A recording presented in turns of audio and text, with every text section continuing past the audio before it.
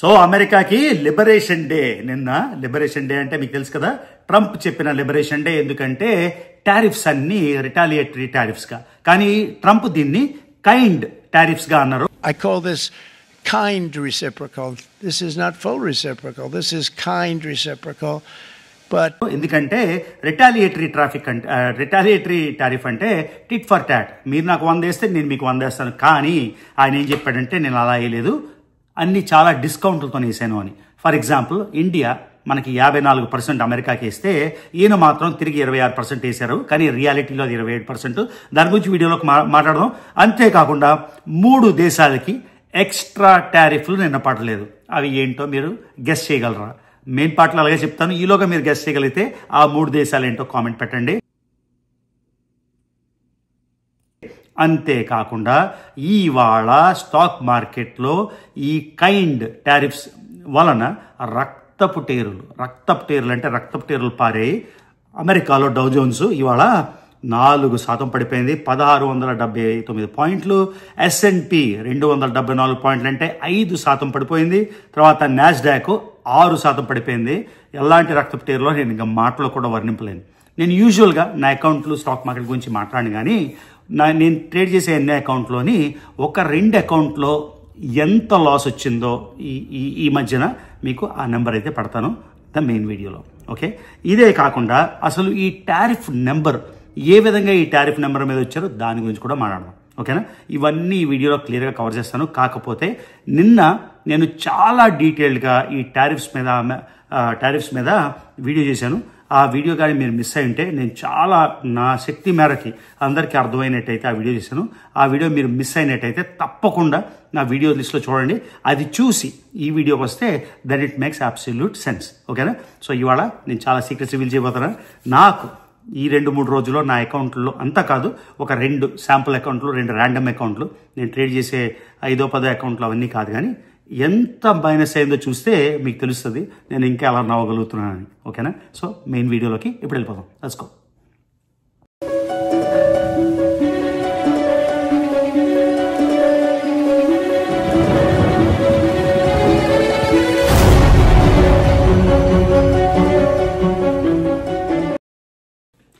నిన్న ట్రంప్ పెట్టిన టారిఫ్స్లో, ఇంపోజ్ చేసిన టారిఫ్స్లో ఆయన ఇచ్చిన 1 అవర్ స్పీచ్లో ఒక చిన్న బిట్ ఇక్కడ ప్లే చేస్తాను.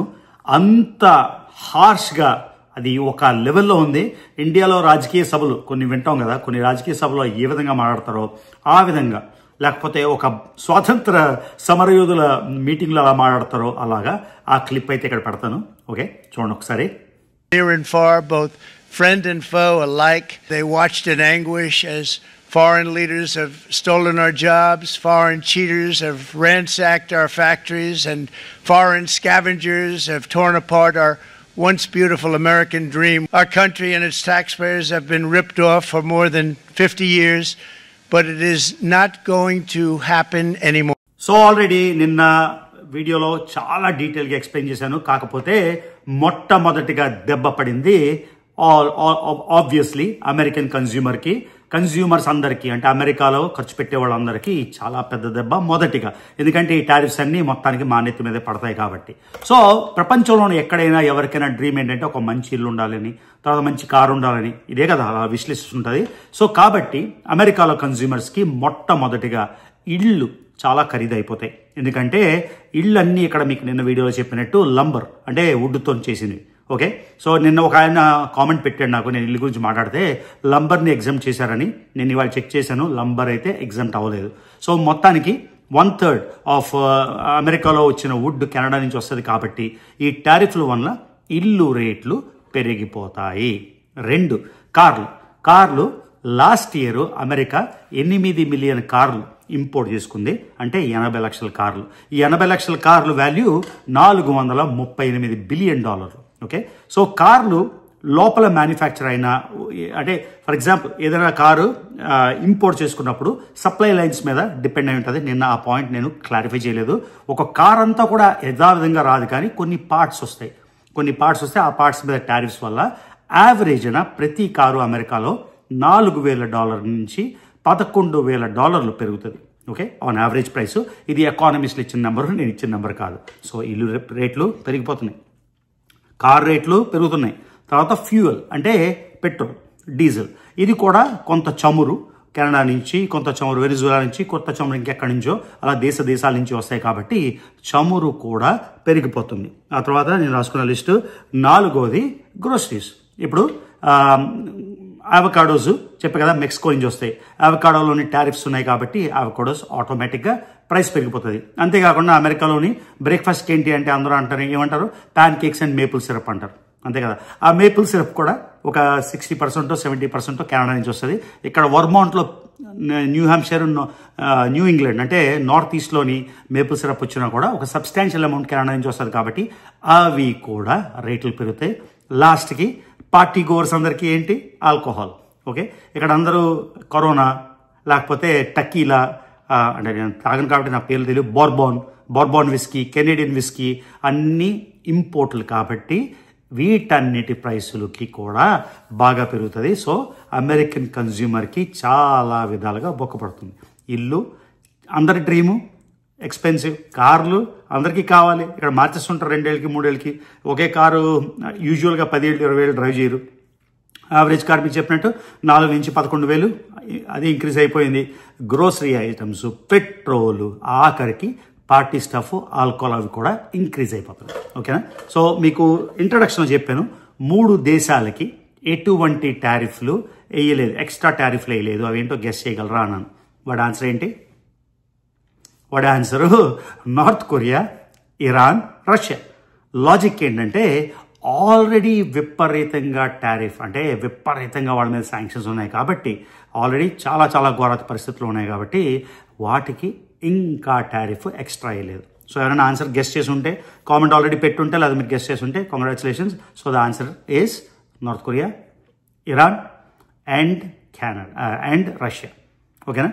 సో తర్వాత ఎకానమిస్టులు ఏ విధంగా ట్రంప్ ఈ ఫార్ములాకి వచ్చాడు, ఏ విధంగా పర్సంటేజెస్ వచ్చింది అంటే మీకు ఆ ఫార్ములా ఎకానమిస్టులు చెప్పింది నేను మీకు రివీల్ చేస్తాను ఇప్పుడు.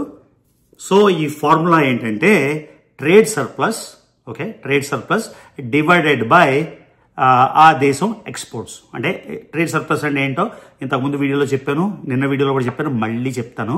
సో ఒక దేశం అంటే అమెరికా భారతదేశానికి చేసే ఎక్స్పోర్ట్స్. ఓకే, తర్వాత భారతదేశం నుంచి భారతదేశం నుంచి అమెరికా చేసుకునే ఇంపోర్ట్స్ ఏది ఎక్కువ ఉంటే, ఫర్ ఎగ్జాంపుల్ భారతదేశం నుంచి అమెరికా ఎక్కువ ఇంపోర్ట్స్ చేసుకుంటుంది, తక్కువ ఎక్స్పోర్ట్స్ చేస్తుంది. అంటే భారతదేశం నుంచి అమెరికా కొనుక్కునే వస్తువులు ఎక్కువ, అమ్మే వస్తువులు తక్కువ. సో ఈ డిఫరెన్స్ని ట్రేడ్ సర్ప్లస్ అంటారు అన్నమాట. సో ఆ ట్రేడ్ సర్ప్లస్ డివైడెడ్ బై మొత్తం ఎక్స్పోర్ట్స్ ఎంత, ఓకే, అది ఒక % వస్తుంది. ఆ పర్సంటేజ్ని డివైడెడ్ బై 2 చూస్తే అది ఇప్పుడు ట్రంప్ వేసిన ఎక్స్ట్రా టారిఫ్. ఓకేనా? ఇది నేను ఎక్కడో ఒక ఛానల్లో చూసి నేను చెప్తున్నా, ఇది నేనేమి ఇన్వెంట్ చేయలేదు. సో బేసిక్గా ఈ ఎకానమిస్టులు ఈ ఫార్ములాతో వచ్చారు. సో అంతేకాకుండా ఇంట్రడక్షన్లో చెప్పినట్టు కొన్ని ప్రోడక్ట్స్ మీద ఈ టారిఫ్లు అయితే వేయలేదు. అదేంటి, స్ట్రాటజిక్ ఇంట్రెస్ట్ అమెరికాకి అనిపించింది దాని మీద. ఏంటవి? ఎనర్జీ మీద, ఫార్మస్యూటికల్స్ మీద. సో చాలా ఫార్మస్యూటికల్స్ భారతదేశం నుంచి అమెరికాకు వస్తాయి, సో వాటి మీద ఎక్స్ట్రా టారిఫ్ లేదు. అలాగే కాపర్ అంటే రాగి మీద టారిఫ్ లేదు, బంగారం మీద టారిఫ్ లేదు. కాబట్టి బంగారం రేట్లు యథాతథంగా ఉంటాయి. చాలా ఇంపార్టెంట్ ఫార్మస్యూటికల్స్. ఇవే కాకుండా సెమీ కండక్టర్స్ మీద కూడా ఎటువంటి ఎక్స్ట్రా టారిఫ్ లేదు. ఓకేనా? అర్థమైంది? సో ఇప్పుడు నేను ఇంట్రడక్షన్లో మీకు ప్రామిస్ చేశాను, నా 2 అకౌంట్లు నేను చూపిస్తానండి. మొత్తం అకౌంట్లు, ట్రేడ్లు నేను చెప్పాను కదా, ఎట్టి పరిస్థితుల్లో నేను ఎలా ట్రేడ్ చేస్తాను, ఏ స్ట్రాటజీ చేస్తాను, వేరే విధంగా ఇండైరెక్ట్గా డైరెక్ట్గా ఎవరిని ఇన్స్పైర్ చేసి డబ్బులు పోయేటట్టు నేను చేయను. కాబట్టి ఇదిగోండి, ఇక్కడ నా 1వ అకౌంట్ ఇది చూడండి. ఇప్పుడు 2వ అకౌంట్ చూడండి. కేవలం 2 అకౌంట్లోనే మీరు చూస్తున్నారు $6,10,000 మైనస్లో ఉన్నాయి. ఈ టారిఫ్లు పుణ్యమా అని ఈ నెల మార్చి నెల స్టార్టింగ్ నుంచి నేను చూపిస్తున్నాను నెంబర్లు. 2 అకౌంట్లోనే $6,00,000 తక్కువ అంటే మీరు ఇండియా డబ్బులో లెక్కేసుకోండి ఎంత మైనస్ అయిందో ఈ ఒక్క నెల. కాకపోతే ఇవన్నీ మార్కెట్లో సంపాదించినవే కదా. మార్కెట్లో సంపాదించినవి పెరిగినప్పుడు మనం చెప్పుకుంటామా అర్థ వచ్చింది ఎత్తు వచ్చిందని, పోయినప్పుడు అట్లీస్ట్ దాన్ని మనం డీల్ చేయగల కెపాసిటీలో ఉన్నాం కాబట్టి ఇంకా ఈ నవ్వు అయితే చెక్కు చెదరలేదు. ఓకే, సో టారిఫ్స్ గురించి మీకు చెప్పిందే. ఎందుకంటే ఇక్కడ ఒక లిస్ట్ పెడతాను, కొన్ని దేశాలు, ఆ దేశాలకైతే చాలా తక్కువ టారిఫ్స్, ఓన్లీ 10%. ఈ 10% టారిఫ్లో కొన్ని ఎగ్జాంపుల్స్ ఇక్కడ లిస్టే పెడతాను, మీరు చూడొచ్చు. యూకే కానీ, చీలే కానీ, ఇలాగా ఒక 10 దేశాలకైతే కేవలం 10% టారిఫ్ అంతే. ఓకే, కానీ ఒక 60 దేశాలకి ఊహించలేనంత విపరీతమైన టారిఫ్. ఓకే, కంబోడియా అనే దేశం ఫర్ ఎగ్జాంపుల్ అమెరికాకి 90% టారిఫ్ వేస్తుంది. సో అందులో సగం 45%. ఓకే, నైకీ మీకు తెలుసు, షూస్ చేస్తారు. ఆ కంపెనీకి ఒక్కరోజు వచ్చిన లాసు $10 బిలియన్. బిలియన్ అంటే 100 కోట్లు, బిలియన్ అంటే ఇంచుమించుగా $100 కోట్ల అంటే 8,800 కోట్లు ఒక బిలియన్ అంటే. సో $10 బిలియన్ ఈ ఒక్కరోజు. ఎందుకంటే వియట్నాం దేశం మీద ఇంచుమించుగా 46% టారిఫ్ వేశారు కాబట్టి. సో మళ్ళీ మీకు తమ్నెల్లో పెట్టిన మోస్ట్ ఇంపార్టెంట్ థింగ్, స్టాక్ మార్కెట్లో రక్తపు టేర్లు వెళ్తున్నాయి. అదేంటి, ఇంకా ఈ వెన్స్డే వచ్చే బుధవారం ఈ టారిఫ్స్ ఇంప్లిమెంట్ అవుతాయి, కొన్ని టారిఫ్స్.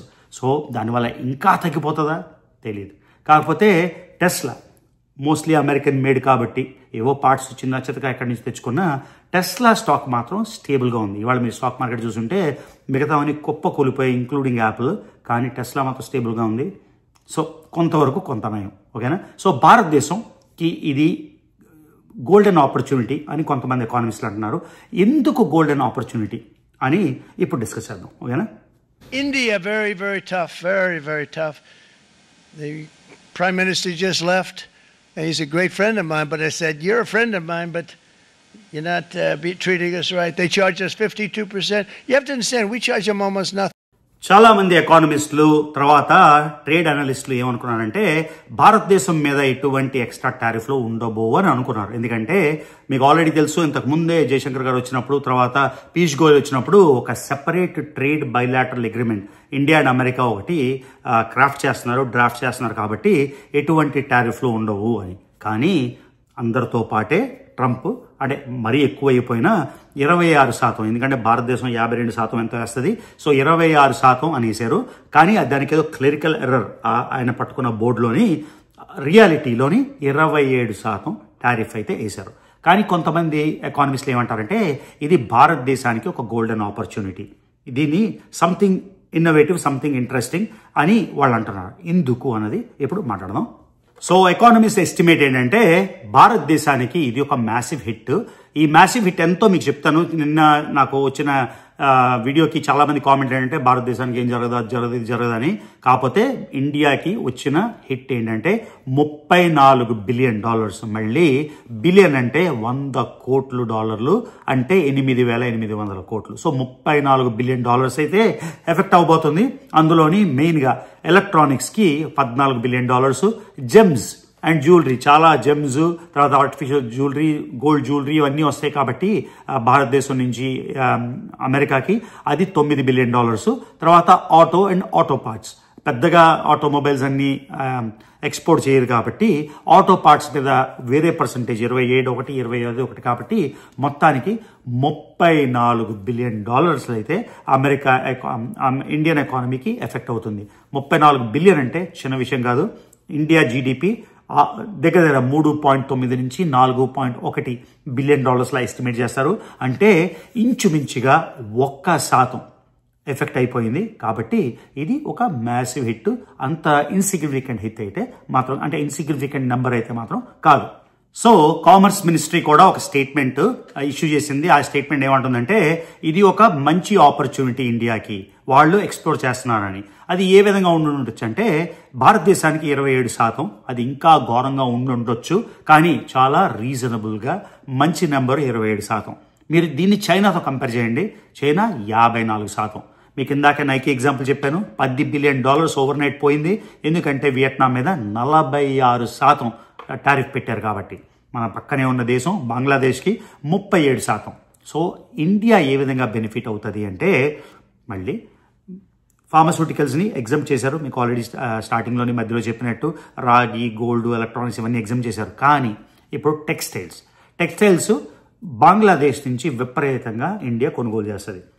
కానీ ఇండియా కాదు, అమెరికా కొనుగోలు చేస్తుంది. కానీ ఇండియా నుంచి వచ్చే ఇంపోర్ట్స్ కూడా టెక్స్టైల్స్ అంటే ఇండియన్ ఎక్స్పోర్ట్స్ టెక్స్టైల్స్ కూడా ఈ మధ్యన నెంబర్ బాగానే ఇంక్రీజ్ అవుతుంది. నేను బంగ్లాదేశ్ వెళ్ళినప్పుడు ఫస్ట్ టైం చాలా చాలా చౌకగా ఉండేవి బంగ్లాదేశ్ టెక్స్టైల్స్. ఈ మధ్యన ఇండియాలోని భారతదేశంలోని కోల్కతా వెళ్ళినా ఇంకాడికైనా వెళ్ళినా అంతే రేటుకి దొరుకుతున్నాయి. కానీ ఇప్పుడు బంగ్లాదేశ్కి 37% టారిఫ్ ఉంది కాబట్టి ఒక షర్టు 2 షర్టులకి మ్యాటర్ కాదు. కానీ బల్క్లోని ఇండియా ఒక సప్లై చైన్ మార్చి ఈ భారతదేశం నుంచి ఇప్పుడు 10% ప్రోడక్ట్స్ తక్కువ రేటు ఉంటుంది కాబట్టి ఇది ఇండియాకి ఒక ఎక్స్ట్రా ఆపర్చునిటీ. అలానే ఇప్పుడు షూ బిజినెస్ నైకీ వాడన్ని ఫ్యాక్టరీస్ వియట్నాంలో ఉన్నాయి. ఒకవేళ వియట్నాం నుంచి అవి భారతదేశానికి షిఫ్ట్ అయ్యాయి అనుకుందాం, వాళ్ళకి 46% టారిఫ్, ఇండియాకి 27% అంటే 19% తగ్గుతుంది. కాబట్టి ఇండియాకి ఇది ఒక అద్భుతమైన ఆపర్చునిటీ. అలాగే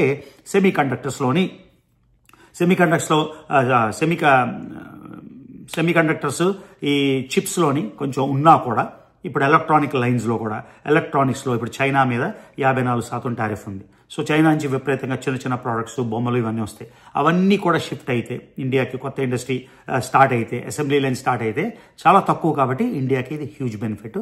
లాస్ట్లీ ఇంకో ఎగ్జాంపుల్ ఏంటంటే ఈ చిప్స్ తైవాన్ నుంచి యుఎస్ఏ విపరీతంగా కొంటుంది, లేకపోతే చైనా నుంచి ఎలక్ట్రానిక్స్ కానీ లేకపోతే కొన్ని దేశాల నుంచి ఎలక్ట్రానిక్స్ వచ్చినవన్నీ అవన్నీ కూడా భారతదేశానికి మార్కెట్ షిఫ్ట్ అయితే ఎందుకంటే చుట్టుపక్కల ఉన్న దేశాలన్నిటికీ విపరీతంగా టారిఫ్ ఉంది కాబట్టి ఇది భారతదేశానికి ఒక మంచి అద్భుతమైన ఆపర్చునిటీ. సో కామర్స్ మినిస్ట్రీ ఇచ్చిన స్టేట్మెంట్ కూడా ఆన్ దోస్ లైన్స్ ఎగ్జాక్ట్గా అలానే ఉంది. కానీ ఈ గోల్డెన్ ఆపర్చునిటీ కావాలంటే చాలా రకాలైన రిఫార్మ్స్ కావాలి, ఇన్ఫ్రాస్ట్రక్చర్ పెంచాలి, వేరే కంపెనీస్ని ఇన్వైట్ చేయాలి, వాళ్ళకి పకడ్బందీగా వాళ్ళు ఈ దేశాన్ని చూస్ చేసుకోవాలి. భారతదేశం అనగానే లాజిస్టిక్స్ ఇంప్రూవ్ అవ్వాలి. సో గవర్నమెంట్ మీద చాలా ఆపర్చునిటీస్ పేపర్ మీద ఉన్నాయి కానీ వీటిని ఇంప్లిమెంట్ చేయడానికి చాలా రకాలైన ట్రాన్స్ఫర్మేషన్స్, తేడాలు, రిఫార్మ్స్, లాజిస్టిక్స్ తీసుకురావాలి. అంతేకాకుండా అమెరికాతో ఒక రకమైన ట్రేడ్ డీల్ తెచ్చుకొని ఈ టారిఫ్స్ లేచిపోవాలి అంటే ఇండియా కూడా విపరీతమైన కన్సెషన్స్ ఇవ్వాలి. కానీ దీనికి ప్రాబ్లం ఏంటంటే ఒకవేళ భారతదేశం ఇప్పుడు మనం మాట్లాడుకున్న 52% అమెరికన్ ప్రోడక్ట్స్ మీద కానీ కన్సెషన్ తగ్గిస్తే అప్పుడు అమెరికన్ గూడ్స్ ఇండియాలో చవకవుతాయి. ఇండియాలో చవకైతే ఇండియాలో లోకల్ మ్యానుఫ్యాక్చరింగ్కి ఇప్పుడు ట్రంప్ ఆర్గ్యుమెంట్ ఏంటి, వేరే వరల్డ్కి మనం టారిఫ్ వేయట్లేదు కాబట్టి ఇక్కడ మ్యానుఫ్యాక్చరింగ్కి ప్రాబ్లం వస్తుంది, అందుకని ఆయన టారిఫ్స్ వేశాడు. సో భారతదేశం ఒకవేళ అక్కడ ఉన్న టారిఫ్స్ కానీ తగ్గిస్తే సేమ్ సిచ్యువేషన్ రివర్స్ అవుతుంది. సో భారతదేశంలో ఉండే మ్యానుఫ్యాక్చరర్స్కి అది ప్రాబ్లం అవుతుంది. అప్పుడు ప్రాబ్లం అయినప్పుడు ఫర్ ఎగ్జాంపుల్ అగ్రికల్చర్ ప్రోడక్ట్సే టారిఫ్లు తగ్గిస్తే అగ్రికల్చర్ ప్రోడక్ట్స్ కాంపిటీషన్ అయితే అప్పుడు ప్రైస్ రిడక్షన్ అవుతుంది. ప్రైస్ రిడక్షన్తో ఆటోమేటిక్గా రైతులు ప్రొటెస్ట్ చేస్తారు. సో భారతదేశంలో అందులో మోడీ గారి గవర్నమెంట్కి ఒక టఫ్, ఒక సందిగ్ధమైన క్లిష్టమైన పరిస్థితి ఏంటంటే మింగలేక కక్కలేక అన్నట్టు ఉంది పరిస్థితి. సో ఒకవేళ టారిఫ్స్ పర్సంటేజ్ తగ్గాలి అంటే అమెరికా నుంచి అక్కడ అమెరికాకు కూడా తగ్గించాలి. అమెరికా కానీ తగ్గిస్తే అక్కడ మ్యానుఫ్యాక్చరర్స్కి టఫ్ కాంపిటీషన్. మళ్ళీ ఎగ్జాంపుల్ టెస్లా కారు ఒక చీపర్ మోడల్ ఇండియాలో వస్తే ఈ 54% వాళ్ళు వేసింది విపరీతంగా తగ్గించేస్తే అప్పుడు కూడా టెస్లా మేనేజబుల్ రేట్లో వస్తుంది. అప్పుడు లోకల్ ఈవీకి ఒక కాంపిటీషన్ అయితే డెఫినెట్గా అయ్యుండొచ్చు. ఈ ఎగ్జాంపుల్తోని సో న్యూఢిల్లీ ఏ విధంగా ఈ గోల్డెన్ ఆపర్చునిటీని క్యాష్ చేసుకుంటుందా, ఈ టారిఫ్స్ని అమెరికా ట్రేడ్ డీల్లో ఇంకా తగ్గిస్తుందా, ఏ విధంగా మొత్తానికి ఈ ట్రంప్ టారిఫ్ వల్ల భారతదేశానికి ఎఫెక్ట్ ఉంటుందో అది అయితే మనం వేచి చూడాలి.